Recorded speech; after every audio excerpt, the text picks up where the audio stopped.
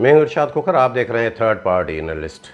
नाज़रीन, आज की रिपोर्ट में आपको आगाह करेंगे कुर्बानी के मुतल्लिक़, क्योंकि ईद कुर्बान की आमद है। मवेशी मंडियाँ सज गई है, हर तरफ गहमा गहमी है। और आपको आगाह करेंगे कि क्या कुर्बानी सिर्फ जानवर ज़बह करना है या कुछ उसके और लवाजमात भी हैं, और ऐसे अफराद भी आपको बताएंगे जिनकी कुर्बानी कबूल नहीं होती, क्योंकि सिर्फ जानवर ज़बह करना या ख़रीद करना नहीं है।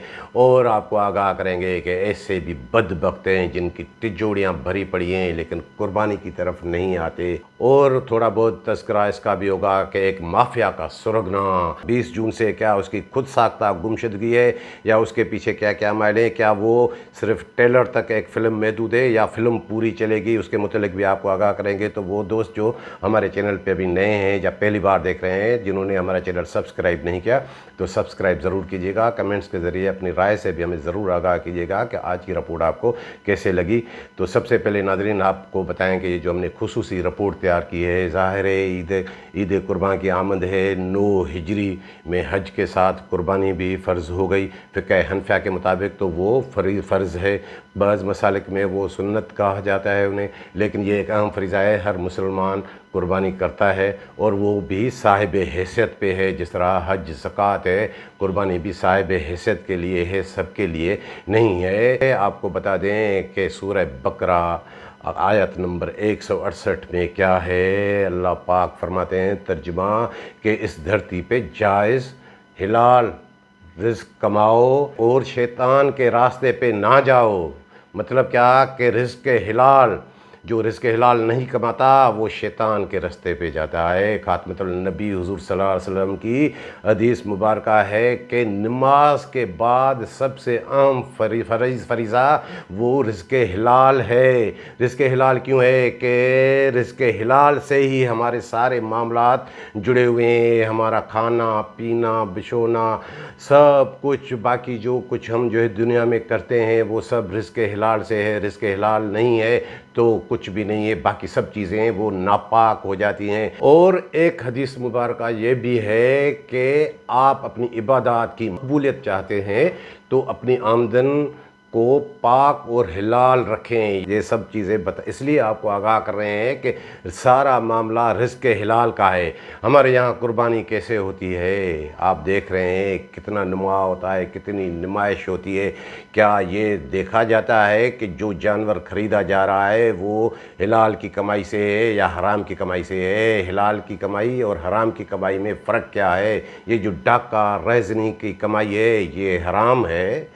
सिर्फ ये नहीं, ये जो रिश्वतखोरी अक्सर ये ज़हन में आता है कि जो रिश्वतखोरी होती है वो हराम है। सिर्फ रिश्वतखोरी हराम नहीं है, नाजायज़ मुनाफाखोरी से कमाई हुई दौलत ये भी हराम है। ब्लैक मार्केटिंग, चोर बाज़ारी, नाजायज़ ज़ख़ीरा अंदोज़ी, नाप तोल में खयानत, ये सब हराम की कमाई है। इस्लामी तालीमात को अगर देखा जाए तो ये सब उसी के ज़ुमरे में आते हैं। और हमारे यहाँ जो कुर्बानी होती है, हमने देखा है कि बड़े बड़े अफसरान, सिर्फ ये अफसरान तक मामला महदूद नहीं है, आपको बताते हैं कि बड़े बड़े अफसरान कहीं गए, किसी जानवर पे नज़र गई पड़ गई अपने मातहत पे, भाई ये जानवर मेरे घर पहुंचा दें। जुल्म तो देखें कि ये अच्छा जानवर है, उन्हें पसंद आ गया, घर पहुंचा दें। मतलब ये क्या है, ये कोई रिज़्क़ हिलाल की कमाई है? और ऐसे भी होता है, बड़े बड़े तरीके हैं इनके पास। ये जो बड़े लोग हैं ना, जितने बड़े हैं इतने बड़े हराम खोर हैं। हाँ, पाँचों उंगलियां बराबर नहीं हैं, अच्छे लोग भी हैं उनमें। कि जानवर किस तरह मंगवाते हैं, अपने मातहत किसी को फ़ोन किया, हाँ फैसलाबाद में अच्छी मंडी लगती है, साहिवाल में अच्छी मंडी लगती है, पेशावर में अच्छी मंडी लगती है, बदीन में अच्छी मंडी लगती है, सुना है वहाँ जानवर सस्ते मिलते हैं, वहाँ से कोई जानवर तो ले आए।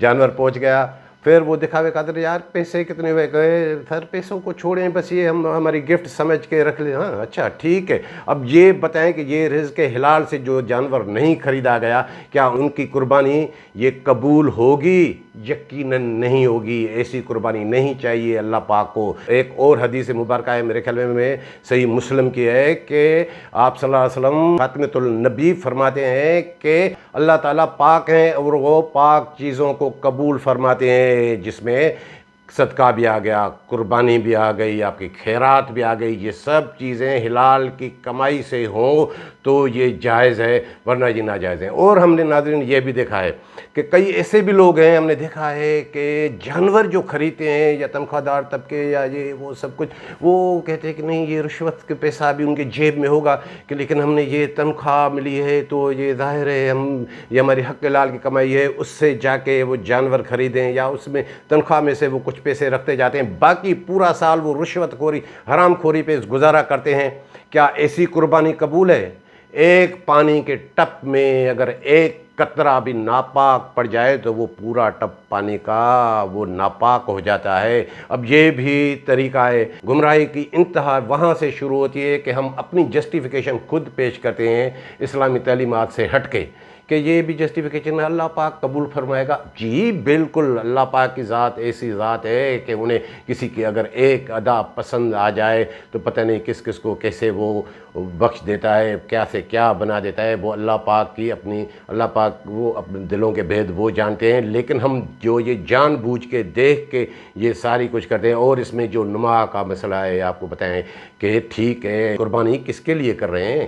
اللہ پاک کی رضامندی کے لیے یا لوگوں کے دکھاوے کے لیے؟ ہمارے یہاں کتنی نمائش ہوتی ہے، اور آپ کو مثال دیں کہ آپ بھی یہ ٹی وی میں دیکھ رہے ہوں گے کہ بھائی یہ 22 لاکھ کا جانور ہے، یہ 25 لاکھ کا جانور ہے، بڑے سے بڑا۔ ہاں یہ ہے کہ خوبصورت سے خوبصورت، اچھے سے اچھا جانور خریدنا چاہیے جو جس کی صاحب حیثیت ہو، لیکن تھوڑا یہ بھی تو دیکھیں کہ 22 لاکھ یا 25 لاکھ میں جو جانور خریدا جائے گا کتنا گوشت اس سے ملے گا؟ ایک ہی جانور نا، کتنا گوشت اس سے ملے گا؟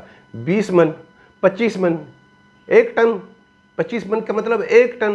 اگر اسی 20، 22، 25 لاکھ سے آپ 15 جانور خریدیں تو یہ جو ہمارے ملک میں غربت چل رہی ہے، 38 سے 39% تک غربت کی شرح چلی گئی ہے، اس سے کتنا گوشت ملے گا؟ 60 من، 70 من، 75 من وہ گوشت مل سکتا ہے۔ وہ کتنے لوگ اس کو کھا سکتے ہیں، کتنے لوگوں میں وہ بٹ سکتا ہے، یہ ہم نے کبھی سوچا ہے؟ ہاں اچھے سے اچھا جانور لینا چاہیے، لیکن خدا کی جہاں تک رضامندی کی بات ہے تو قربانی کیوں کرتے ہیں ہم؟ اور قربانی میں آپ کو بتا دیں کہ جس طرح اسلام میں ہم نے بتایا گیا ہے کہ 3 حصے، غریبوں کا حصہ، رشتہ داروں کا حصہ، اپنے گھر کا حصہ، کیا اس پہ عمل درآمد ہوتا ہے؟ کئی لوگ ایسے ہیں، ہم نے دیکھا ہے کہ اس سیزن میں کتنے وہ ڈیپ فریزرز کے ریٹ بڑھ جاتے ہیں، فریجز کے ریٹ بڑھ جاتے ہیں، بھر کے ڈمپ کر کے رکھتے ہیں۔ اور ایسے بھی ہم نے بڑے صاحب حیثیت لوگ دیکھے کہ بڑے بڑے جانور تو وہ قربان کرتے ہیں کہ بکرا آ گیا یا ایسے جانور، ان کا پورا گوشت ڈمپ کر دیا۔ بھائی اسی میں بھی غریبوں کا حصہ ہے، یہ صرف یہاں تک محدود نہیں ہے معاملہ۔ اور ناظرین آپ کو بتا دیں کہ ایسے بدبخت لوگ بھی ہیں، بالکل ہیں، کہ جن کی تجوریاں بھری پڑی ہیں لیکن پھر بھی قربانی نہیں کرتے۔ آپ اپنے رزق کے ساتھ کیسے کھلواڑ کرتے ہو؟ ان کو کوئی فکر ہی نہیں ہوتی کہ ادھر سے گوشت آ جائے گا، ادھر سے گوشت آ جائے گا، وہ نہیں کرتے۔ لیکن سب سے زیادہ جو ہم نے دیکھا ہے کہ یہ محنت کش مزدور، کئی بیچارے ہم نے چھوٹے ملازم دیکھے ہیں کہ ہاں جو حق حلال کی کمائی سے گزارا کرتے ہیں، وہ قربانی کے لیے غلہ بھی ڈال دیتے ہیں، کیا روز اس میں 10 روپے، 20 روپے، 50 روپے ڈال دیے، کمیٹیاں بھی ڈالتے ہیں۔ اور وہ جو جانور خریدتے ہیں، بھلے چھوٹا ہی جانور ہو کیسا بھی، اور جو ان کی قربانی ہے وہ کس جذبے سے قربانی کرتے ہیں، ایسے لوگ بھی ہیں ناظرین۔ تو آپ کو اس رپورٹ کے متعلق آگاہ کرنے کا اصل مقصد یہ ہے کہ اس کی حوصلہ شکنی ہونی چاہیے، جس طرح ہماری یہاں قربانی ہوتی ہے۔ باقی کو قبول کرنے والے وہ تو اللہ پاک ہیں، لیکن اللہ تعالیٰ نے آپ کو ایک رستہ دکھا دیا ہے کہ قربانی کیسے کرو۔ حلال کی کمائی، حلال ہی اہم ہے، باقی یہ سب کچھ دکھاوا، اتنے ہمارے یہاں کھلواڑ ہوتے ہیں قربانی کے نام میں، سب دکھاوا۔ ہاں یہ ایک بات مجھے اچھی لگتی ہے کہ یہ جو قربانی کا جذبہ ہے، لوگ جو حقیقی قربانی کرتے ہیں، بچوں میں بڑا جوش و خروش یہ ہونا چاہیے، یہ ہے کہ اس طرح کا قربانی کا جذبہ بڑھتا ہے، لیکن جو یہ نمائش ہوتی ہے وہ نہیں ہونی چاہیے۔ اور آپ کو ایک حدیث مبارک آپ کو بتا دیں کہ خاتمۃ النبی حضور صلی اللہ علیہ وسلم کیا فرماتے ہیں۔ ایک حدیث ہے کہ ایک ایسا دور بھی آئے گا کہ لوگوں کو اس چیز کی پرواہ تک نہیں ہوگی کہ یہ مال حلال ہے یا حرام ہے۔ اب جب حضور صلی اللہ علیہ وسلم نے یہ بات کہہ دی تو ان کا ایک ایک لفظ وہ تو ظاہر سچ ثابت ہی ہونا ہے۔ ابھی آپ دیکھیں کہ ہم کس معاشرے میں رہ رہے ہیں، ہم کیا کس دور سے گزر رہے ہیں، ہمارے یہاں کیا ایسے کتنے لوگ ہیں جنہیں یہ پرواہ ہے کہ یہ ہماری حلال کی کمائی ہے یا یہ حرام کی کمائی ہے۔ باقی ناظرین آپ کو بتا دیں آخر میں کہ اللہ پاک کے ہاں دیر ہے اندھیر نہیں ہے۔ یہ قصہ ہے 20 جون کا، یہ آئندہ ولاگ میں اس کے ہم آپ کو تفصیلات بتائیں گے، لیکن آج صرف اتنا بتا دیں کہ محکمہ خوراک کی مافیا کا سرغنہ حسن علی مکسی 20 جون سے اس کا فون نمبر جو ہے وہ جو عام اس کا فون استعمال ہے وہ 20 جون سے دوپہر سے لے کر وہ بند چاہ رہا ہے۔ تو اب اس میں بڑی چیما گویاں ہو رہی ہیں کہ یہ ادھر گئے ادھر گئے۔ اب آپ کو بتائیں گے کہ وہ کیا اس کی خود ساختہ ایک گمشدگی ہے یا کسی کے ہتھے چڑھا ہے۔